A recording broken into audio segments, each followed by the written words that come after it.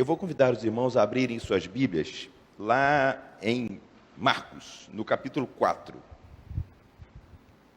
versículos de 35 a 41.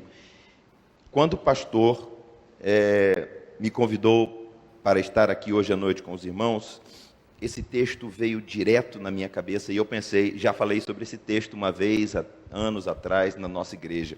Mas depois, não deixe de conferir esse mesmo texto que está em Marcos, no capítulo 4. Veja bem, para ficar fácil para você entender. Esse texto está em Mateus, em Marcos e em Lucas. Mateus, Marcos e Lucas. João não fala desse texto, dessa passagem, desse momento. Mas Mateus, Marcos e Lucas falam. Então é fácil de você gravar. Mateus, Marcos e Lucas falam. Mas vai ficar mais fácil ainda se você souber que em Mateus e em Marcos, em Mateus e em Lucas, nas duas extremidades, né? Mateus e Lucas, no primeiro e no terceiro, esse texto está no capítulo 8. Mas em Marcos, que está entre Mateus e Lucas, está no capítulo 4. Fica fácil de gravar, não fica, Gelson? Fica fácil, né? Então, se perguntarem aonde está o texto que fala sobre a tempestade, Júlio, está em Mateus e Lucas, no capítulo 8. E em Marcos, que está no meio, no capítulo 4.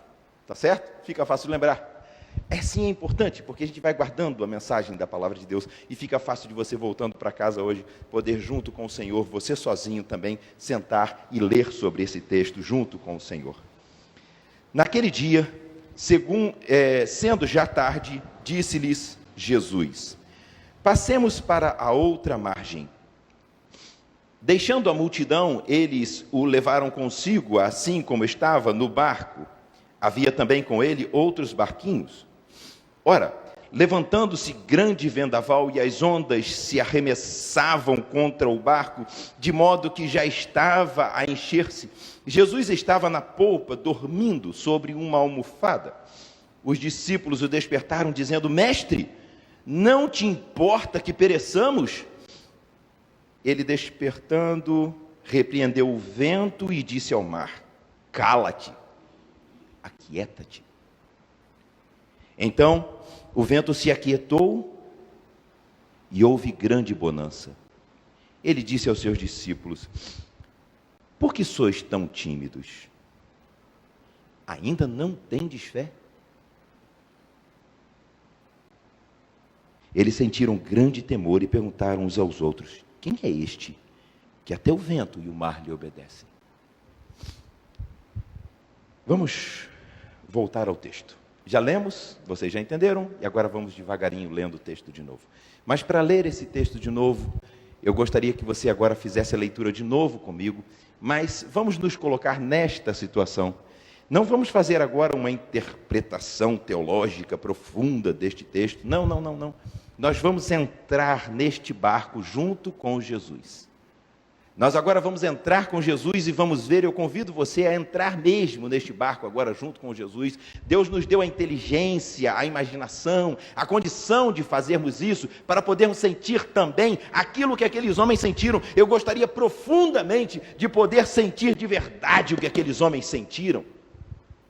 Eu quero convidar você a também deixar que Deus trabalhe no seu coração, através do Espírito Santo dele, que também criou o seu coração, que criou a sua mente, que criou a sua inteligência. Foi o próprio Jesus quem fez isso. Jesus criou a sua inteligência e a minha, e é esse Jesus que nos criou, que nós sabemos que no princípio fez tudo, todas as coisas foram feitas por ele, sem ele, foram feitas por ele e para ele, sem ele nada do que foi feito se fez. É a este Jesus que eu agora dirijo a minha mente e a minha oração enquanto falo a você, para que você possa entrar neste barco e sentir o que estes homens sentiram.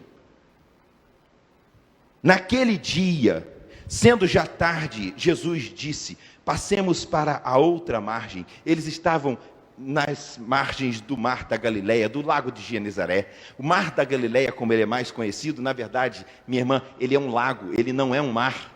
E quando a gente está diante de um lago, a gente não espera que um lago tenha grandes ondas. É um lago, não é um mar, é um lago. Jesus entrou no lago de Genezaré e disse: vamos para o outro lado. Agora eu quero que você guarde cada palavra desse texto, porque nenhuma vírgula aqui se perde. E Jesus disse: vamos para o outro lado. Eu quero chegar com você hoje do outro lado. Mas nós precisamos primeiro entrar no barco com Jesus. E aqueles homens entraram no barco com Jesus. E deixando a multidão, eles o levaram consigo, assim como estava no barco. Havia também com ele outros barquinhos. Então não era só aquele barco. Não estavam só Jesus e os seus discípulos mais próximos, os seus apóstolos, naquele barco. Havia vários outros barquinhos que estavam com ele, atravessando aquele mesmo lago de Genezaré. Deixando a multidão, então, atravessaram Jesus no barquinho e com ele outros barquinhos. Ora, levantou-se um grande vendaval e as ondas se arremessavam contra o barco naquela região. Há, sim, relatos frequentes de vendavais e às vezes até mesmo os turistas, quando papai que ia muito para aquela região, às vezes os passeios não podiam sair no dia e na hora marcados, porque eles sabiam, vai ventar muito e fica perigoso.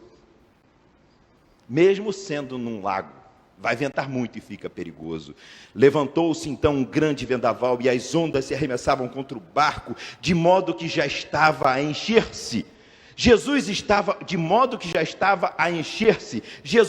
na polpa, dormindo sobre uma almofada, de modo que já estava a encher-se. Aquele barquinho, eu me lembro desse trecho, sempre que leio esse texto da palavra de Deus, eu me lembro, e uma vez tive uma oportunidade de experimentar uma situação assim, junto com Débora, Eduardo, Angélica e os nossos filhos, quando na adolescência, na infância e na adolescência dele, com muita frequência nós íamos a Angra dos Reis, mas não a Angra dos Reis, nós íamos à Ilha Grande, mas não íamos à Ilha Grande do lado da Ilha Grande que fica voltado para o continente, íamos à Ilha Grande do lado que fica voltado para o oceano. E então tínhamos que dar a volta na Ilha Grande, íamos sempre lá, íamos com tanta frequência e era tão gostoso, porque nós ficávamos numa comunidade de pescadores. 80% daquela comunidade era cristã. Imaginem que delícia que era isso, né? Gente muito humilde, como a gente cresceu na roça lá em Conceição de Macabu, que não fazia muito bem para o coração da gente, e nós dormíamos na casa de um dos pescadores, sempre que íamos lá, e às vezes passávamos longos períodos de férias lá era a nossa Disneylândia, era lá, era lá.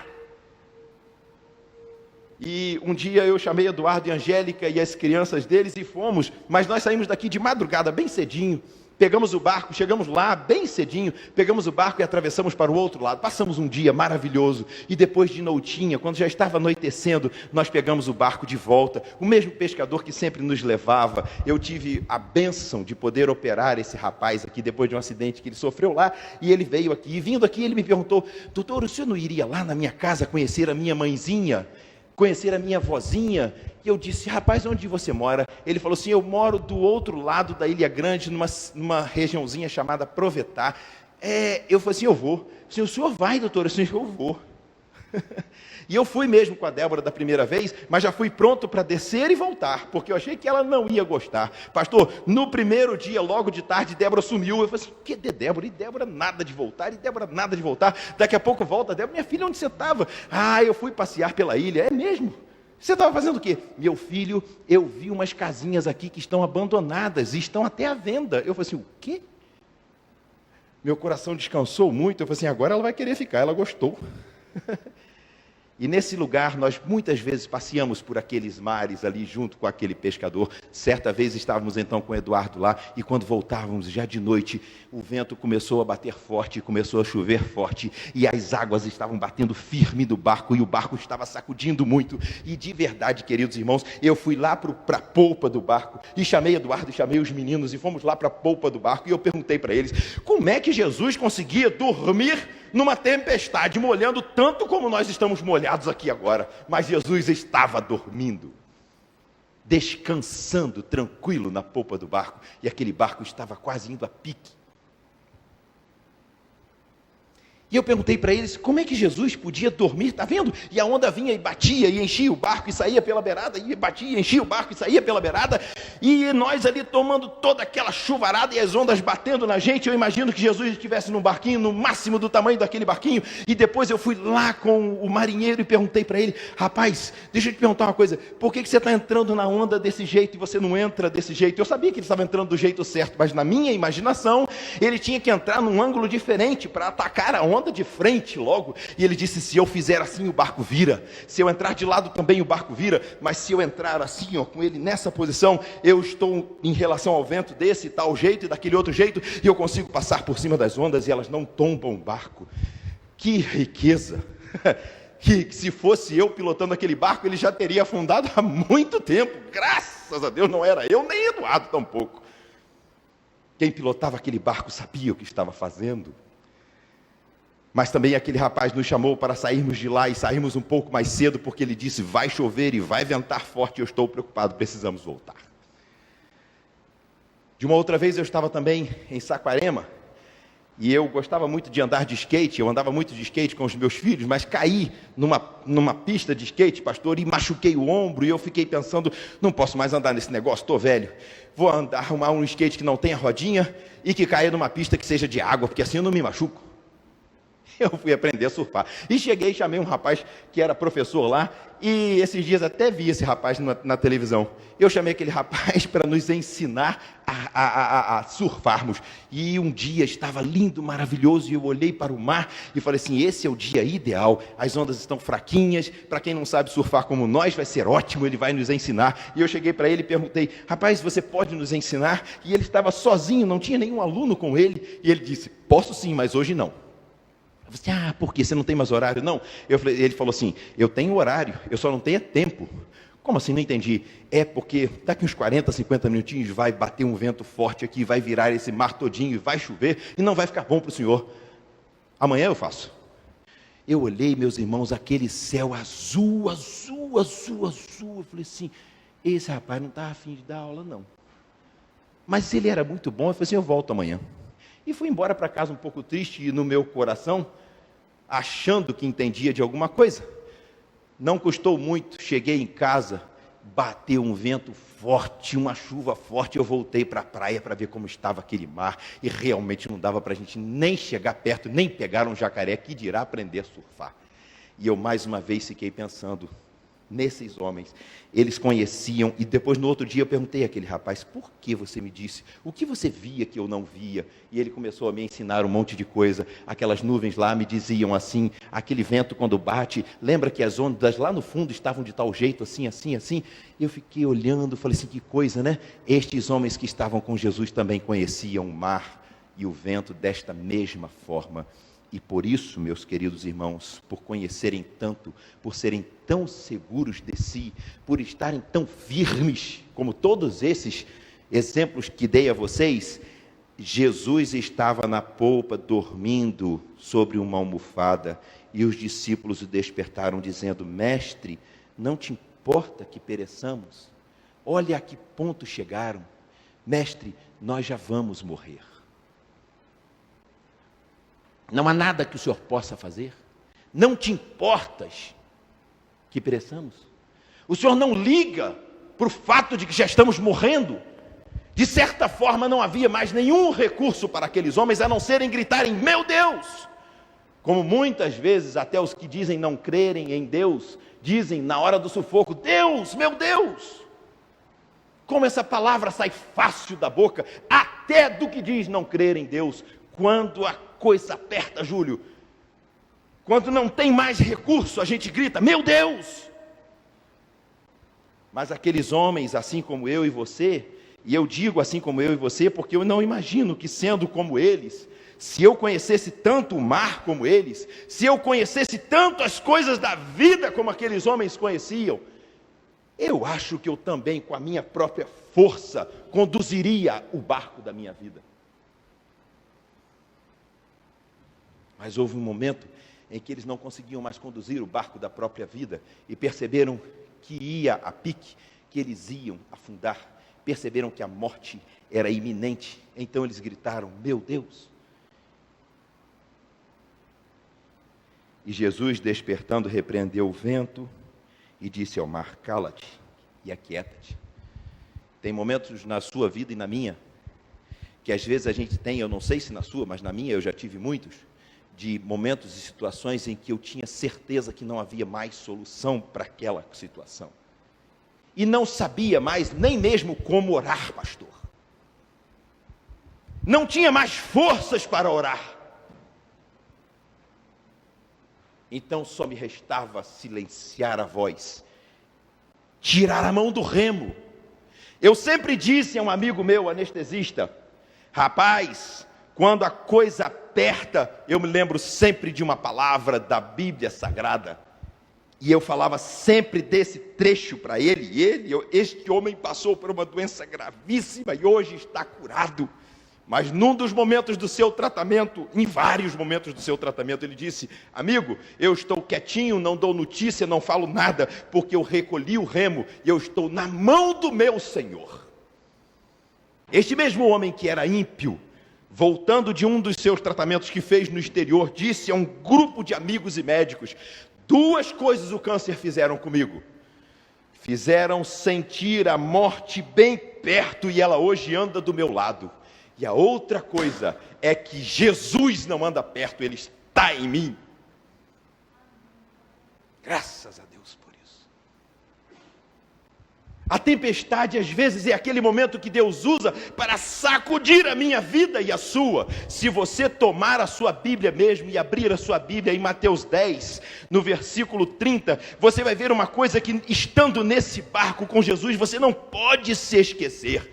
Mateus 10, no capítulo 30, diz o seguinte: até mesmo os cabelos da vossa cabeça estão todos contados.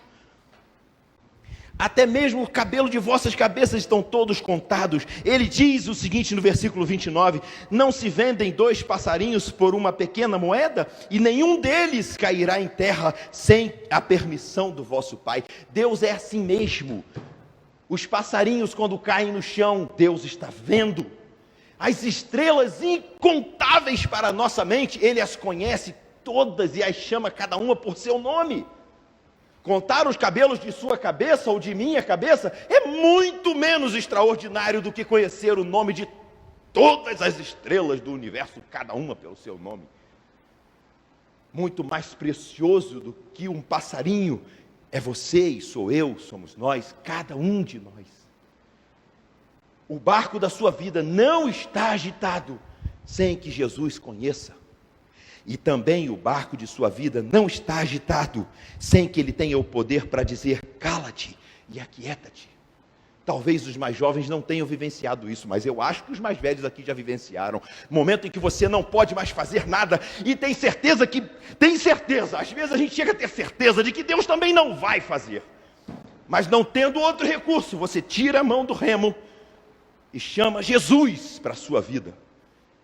E é impressionante que Ele com uma palavra criou o mundo, dizendo: haja. E agora Ele diz ao mar: cala-te, aquieta-te. E o que resta para você e para mim? Quem é este que até o vento e o mar lhe obedecem?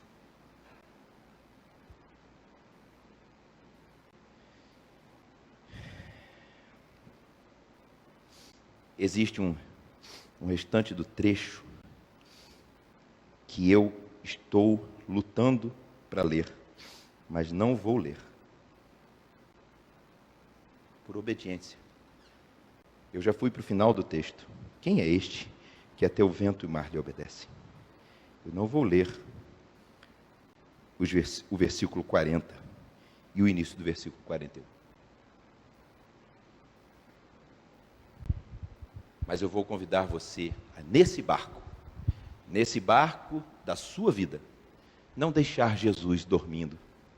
Se vocês olharem os textos que nós referenciamos em Mateus, em Marcos e Lucas, depois eles falam de Jesus chegando do outro lado, do jeito que Ele disse: passemos para o outro lado, vamos para a outra banda. E eles entraram naquele barco com o objetivo de irem até o outro lado, mas no meio do caminho a tempestade subiu tanto que eles não confiavam mais que sobreviveriam. E eles gritaram por Jesus e o vento e o mar sossegaram. E a surpresa deles foi: quem é esse que até o vento e o mar lhe obedecem? Mas a viagem não acabou, porque quando eles chegaram do outro lado, Jesus fez um milagre extraordinário que Jesus sabia que ia fazer.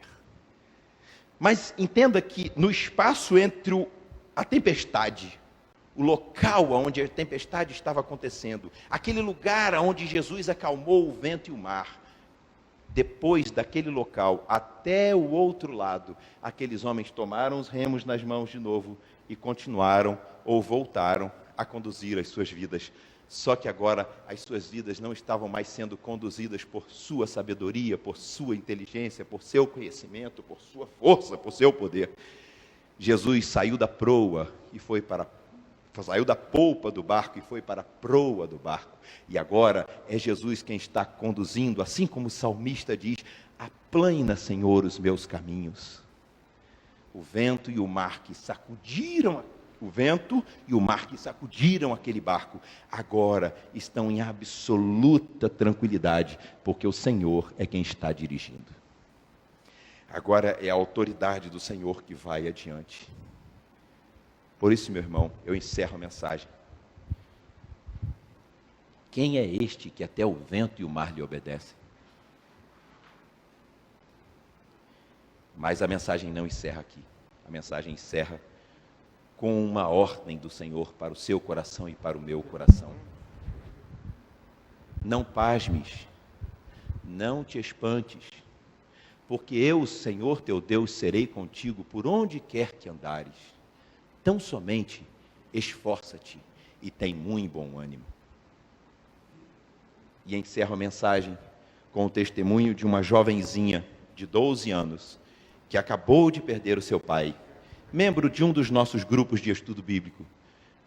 Sabe, nos nossos grupos de estudo bíblico, que eram só de médicos e dentistas, e agora são de muitos outros, as orações estão sendo ouvidas, irmãos. Às vezes, eles não sabem nem mesmo como orar, mas eles oram, e Deus está respondendo uma por uma de todas as orações. Eles têm certeza, pela experiência, de que aquelas palavras que estão sendo ditas nas orações, quando muitos deles não sabem como orar, eles dizem: não sei como orar, mas eu vou orar. E eles oram e sabem e experimentam a resposta da oração, porque eles creem. Esta jovenzinha, quando acabou de perder o pai, nós estávamos bem próximos deles, próximos da família, todos nós acompanhando todo o tratamento e acompanhando os últimos instantes da sua vida.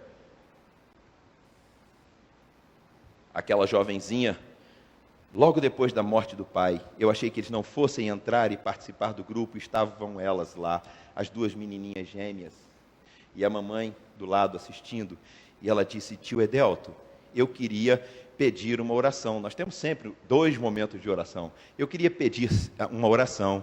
Eu falei assim: fala, filhinha. E ela disse: a minha oração não é de pedir, a minha oração é de agradecer, porque Deus está conosco. Deus esteve com o papai, Deus sustentou o papai, Deus esteve com mamãe, Deus sustentou mamãe, Deus esteve conosco, Deus nos sustentou. E agora papai está com Deus, mas Deus está com a gente.